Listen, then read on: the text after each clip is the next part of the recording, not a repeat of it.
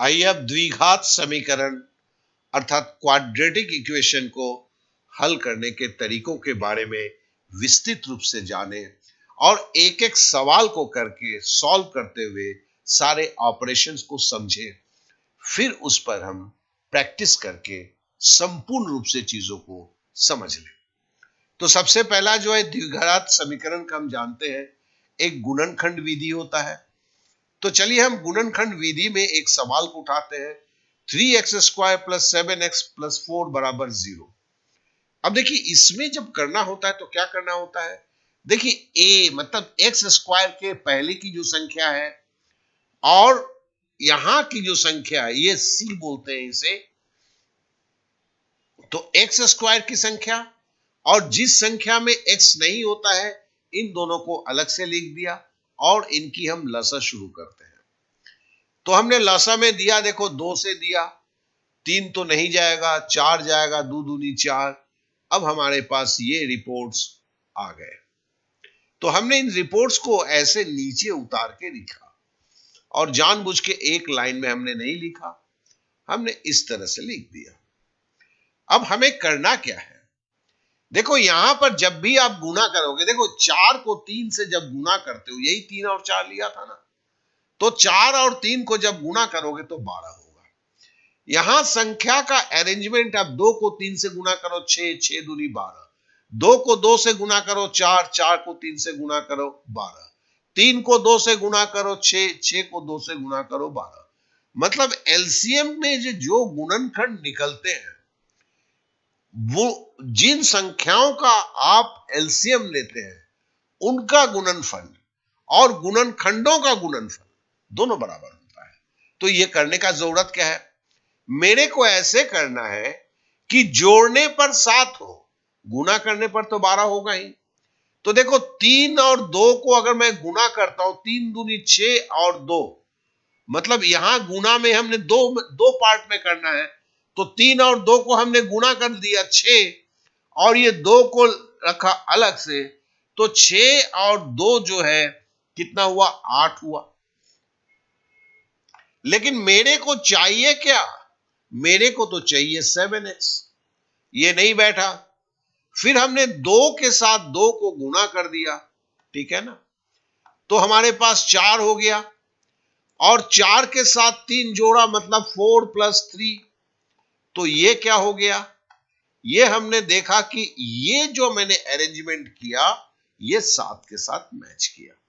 तो इसके लिए हम बोल सकते हैं, हम क्या करेंगे, हम देखो 3x², ये 3x और 4x कहां से आया, हमने 7x को तोड़ दिया। कैसे तोड़ा, 4 और 3 में। ये 7x को हमने यहां पे 3x लिख दिया और इसी 7x का ये 4x यहां पर लिख दिया। समझ गए आप, तो इनको जोड़ेंगे और इसे ब्रैकेट के अंदर में रखा। 3x के साथ पहले इसको ब्रैकेट के अंदर डाल दिया, 4x के साथ इसको ब्रैकेट के अंदर में डाल दिया। अब हम आगे बढ़ते हैं, तो फिर अब देखो दोनों अंदर में 3x दोनों में कॉमन था, तो हमने 3x ले लिया। 3x लूंगा तो या 3x², मतलब क्या था, 3x² कैसे बना था, 3x² 3x गुना x था। तो जैसे ही हम 3x को बाहर ले लेंगे अंदर क्या रह जाएगा, x रह जाएगा। और जब हम 3x को बाहर लिए हैं, यहां तो पूरा का पूरा हमने बाहर ले लिया, तो यहां क्या बचा, 1 बचा। क्यों बचा भाई, क्योंकि गुने में 4 बराबर हम आप लिख भी तो सकते हैं 4 गुने 1। दुनिया के किसी संख्या को 1 से गुना कर दो, वो संख्या तो वही रहता है। तो मतलब 4 बराबर 4 गुने 1, ठीक है। तो चलिए फिर आगे बढ़ते हैं। अब देखो दोनों में ये प्लस से जुड़ा हुआ है और 2 गुणनखंड है, एक गुणनखंड 3x गुना x + 1 और दूसरा गुणनखंड है 4 गुने x + 1।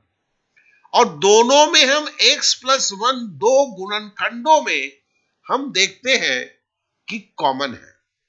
तो हमने x प्लस 1 को कॉमन ले लिया, तो अंदर क्या बच गया, 3x ये बच गया, जिसे हमने यहां लिख दिया, और हमें क्या बच गया, ये 4 बच गया।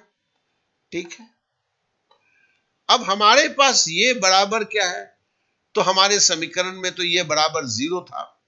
अब देखो इसका मतलब क्या है, इसका मतलब होता है इसमें से कोई 0 है, क्योंकि दो संख्याओं का गुणनफल तभी शून्य हो सकता है या तो दोनों संख्या शून्य हो, ये बराबर 0 हो, या ये बराबर 0 हो, या दोनों संख्या 0 हो। तो हम पहली अवस्था को लेते हैं, हम मान लेते हैं x प्लस 1 बराबर 0। अगर x प्लस 1 बराबर 0, अब हम ट्रांसपोजिंग करेंगे, x का मान रखना है, तो प्लस 1 को हम इस साइड में ले जाएंगे, तो 0 माइनस 1 0 माइनस x 0 माइनस 1, किसी 0 से कोई संख्या घटाओ जोड़ो एक ही होगा, तो x बराबर -1। और नहीं तो हम मान लेते हैं 3x प्लस 4 बराबर 0। तो ऐसी हालत में क्या होगा, 3x बराबर क्या होगा, -4। वही हम पक्षांतरण करते हैं, +4 को इधर लेके आ गए। अब हमें x की मान लानी है ना, तो x बराबर क्या होगा, फिर डंडा खींचा, क्यों खींचा, क्योंकि 3 और x गुणे के सिंबल में है, पक्षांतरण में तो 3 नीचे जाएगा, तो इसके लिए -4 को मुझे ऊपर लिखना पड़ेगा और 3 को मुझे नीचे लिखना पड़ेगा। इस तरह से देखो x के दो मान निकल गए, x बराबर -1 या x बराबर -4/3। तो समझ लीजिएगा कि कभी भी द्विघात समीकरण के दो आपके x के दो मान निकलते हैं। अब चलिए हम इसे दूसरा भी एक करते हैं, और एक मुसीबत मैंने खड़ा किया तो थोड़ा सा करना होगा। ये जो मैंने लिखा हुआ था इसे मैं मिटा देता हूं, नहीं तो यहीं पे आपके चीजें आ जाएंगे, मतलब टाइप मटेरियल। अब हम इधर भी खींच दिया। अब हम एक दूसरा लेते हैं, 3x² प्लस x माइनस 4 बराबर 0। देखिए पहले हमने लिया था, यहां पर क्या लिया था, 3x² प्लस 7x प्लस 4 बराबर 0। यहां पर हमने दूसरा समीकरण लिया, द्विघात समीकरण, 3x², यहां प्लस 7x था, यहां प्लस x है, यहां प्लस 4 था, यहां -4 है, बराबर 0। अब ऐसी हालत में क्या होगा, हमें इसे तोड़ना है। देखो मुझे अगर जब तोड़ना है, अब देखो 3 और 4 का तो हमने यहां पे लसा निकाला, अब इसे मिटा देते हैं, पहली स्थिति का इसको मिटा देते हैं। अब यहां पे संभालना है मुझे, देखो मुझे यहां पर x 1 आना चाहिए। अब 1 आने के लिए हमें क्या करना है, और हम एक दूसरी चीज देखते हैं, हम यहां देखते हैं कि यहां माइनस है, ठीक है ना।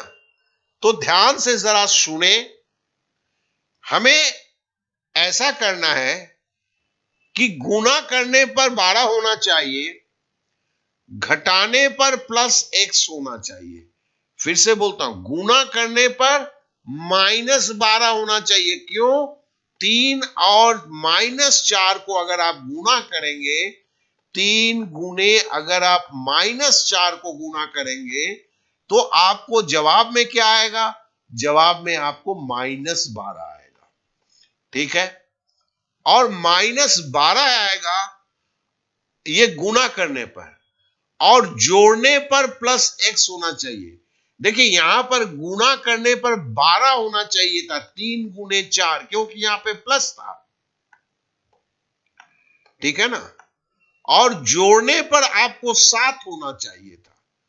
यहां क्या बोल रहा है, 3 और ये -4 है, तो गुणा करने पर -12 होगा, और जोड़ने पर आपका प्लस, यहां पे 7 है, यहां पे आप पकड़ लेते हैं 1 है, क्या है कि 1 को 1 से गुणा करेंगे 1 होगा, तो जोड़ने पर आपको +1 होना होगा। तो देखिए गुणनखंड में इसी तरह दो गुणे के खंड में तोड़ना ही बेसिक बात है। तो आप सिंपली देखते हैं कि अगर आप 2 और 2 को जोड़ देते हैं, इसको जोड़ देते हैं, तो ये +4 कर दिया, ठीक है। और 3 को अगर आप माइनस फॉर्म में लिखते हैं और गुना आपने इसे -3 कर दिया, तो ये क्या होगा, -12 होगा गुना करने पर। जो आपके यहां के पहले कंडीशन को पूरा करता है। इस इक्वेशन में बोला ही गया था कि 3 गुना -4 बराबर आपको -12 आना चाहिए, ठीक है। तो ये जो शर्त था, ये शर्त जो है, अगर आप 2 और 2 +4 और -3 में लेते हैं तो -12, ये शर्त पूरा होता है। दूसरा शर्त है कि +1x होना चाहिए। तो नेचुरली अगर आप +4 से -3 घटाते हैं तो नेचुरली जो होगा वो क्या होगा, +1 ही होगा। काफी सिंपल है।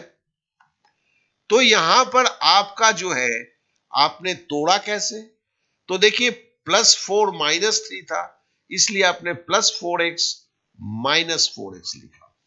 अब देखिए कॉमन निकालना होता है, तो हमने यहां पे तीसरा स्टेप क्या है, इसमें कॉमन निकालना।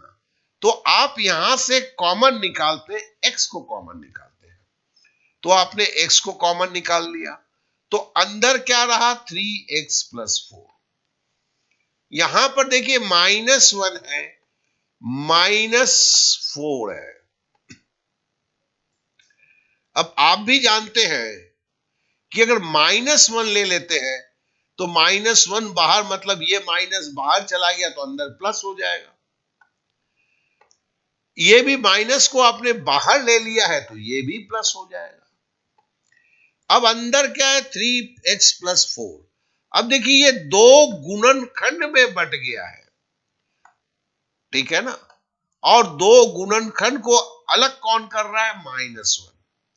अब आप क्या करते हैं, 3x +4 को आप कॉमन लेके बाहर निकाल देते हैं। इसके लिए हमने ग्रीन कलर में किया है। तो अंदर क्या रह गया, यहां का x रह गया, यहां का -1 रह गया, क्योंकि आपने 3x +4 को बाहर निकाल दिया है। तो ऐसी हालत में अंदर में x -1 हो गया, बराबर 0 तो है ही है। यही इक्वेशन खड़ा हुआ। अब देखिए, जैसे मैंने पहले भी बोला था कि ये 2 संख्याओं का गुणनफल 0 तभी हो सकता है जब उसमें से कोई एक संख्या 0 हो, चाहे 3x +4 0 हो, या आपका x -1 बराबर 0 हो, या तो दोनों संख्या ही 0 हो, तभी 2 संख्याओं का गुणनफल 0 या 0 हो सकता है। तो हमने 3x +4 बराबर 0 पहला हमने ये माना, तो फिर क्या होगा, 3x बराबर पक्षांतरण करेंगे, +4 इधर चला जाएगा, -4 हो जाएगा। अब x का मान निकालेंगे तो वहां भी पक्षांतरण होगा, -4, और चूंकि 3x का 3 गुना में है तो 3 नीचे चला जाएगा, -4/3।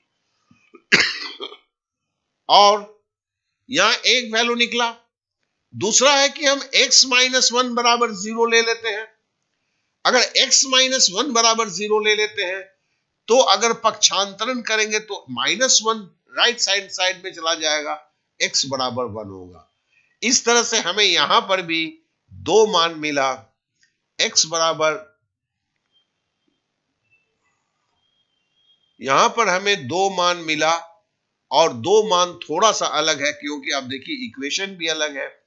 यहां पर x बराबर -1 -4/3 था, यहां पर x1 का मान निकला, दूसरा मान एक ही रहा, -4/3। अब चलिए इसे हम दूसरी विधि में, जो द्विघाती सूत्र विधि जो है, उस पे जानने की कोशिश करते हैं। तो इसके लिए हम पहले सूत्र को, जैसे हम इक्वेशन को ले लिए 9x² प्लस 7x माइनस 2 बराबर 0। अब देखिए इसमें जो है ये हम इसको इस तरह से बोलते हैं कि 9 को हम a मान के हम ये फॉर्म ax स्क्वायर होता है, 7 को हम b मानते हैं तो ये bx होता है। और यहां हमें एक्चुअली क्या है, ये सूत्र जो है इस इक्वेशन के लिए है।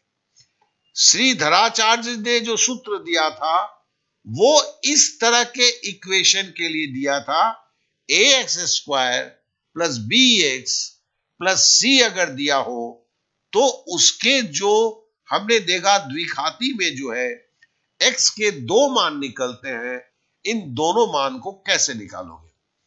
हमारे में क्या हुआ प्रॉब्लम हो रहा है, यहां पर हमें देखो यहां से अगर हम मिलान करते हैं, यहां ax स्क्वायर है, यहां 9x स्क्वायर है, तो इसका मतलब मैं बोल सकता हूं a बराबर 9 है।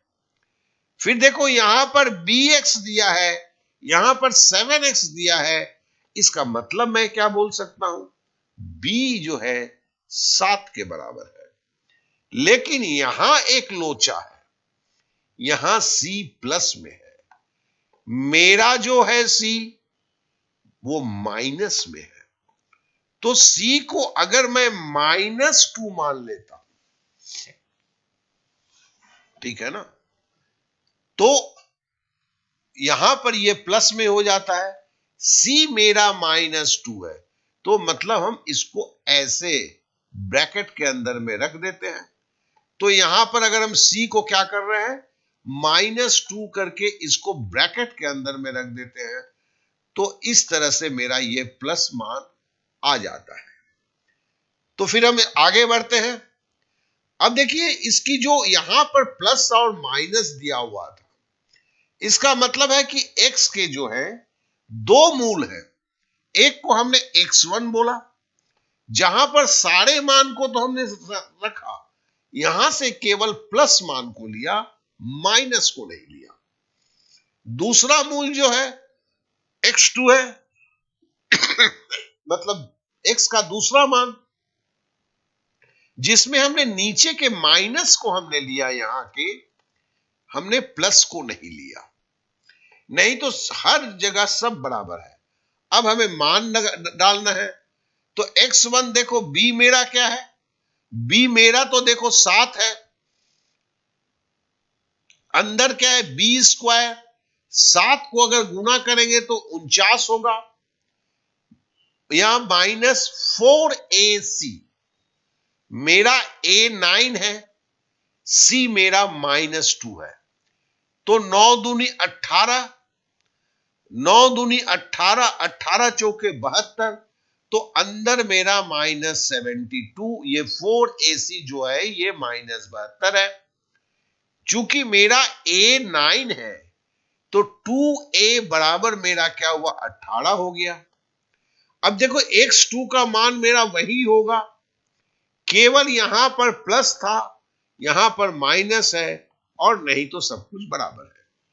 अब 49 के साथ अगर हम ब्रैकेट हटाते हैं तो ये माइनस माइनस क्या हो जाता है, प्लस हो जाता है। तो -7 प्लस 49 प्लस 72/18, बेसिकली हमने इसी को लिखा है। x2 का भी जो है उसी तरह हमने रख दिया, केवल यहां प्लस है तो यहां माइनस है। अब थोड़ा सा बीच का एक लाइन खींच देते हैं।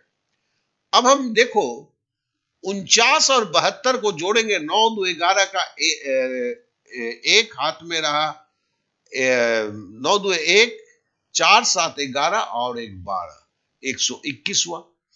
तो -7 प्लस √121 डिवाइडेड बाई 18, ये एक आंसर हुआ। दूसरा x2 बराबर -7 माइनस 121 √121 डिवाइडेड बाई 18। अब इसको अगर हम करते हैं तो x1 बराबर क्या है, 121 का अगर रूट ओवर हटाते हैं तो 11 हो जाता है, -7 प्लस 11/18, और इधर प्लस के जगह माइनस होगा। तो इस तरह से हमारे x के दो मान निकलते हुए जा रहे हैं। 11 से 7 हटाएंगे तो 4/18 होगा, काट देंगे तो ये 2/9 हो जाएगा, सिंपल सी बात है।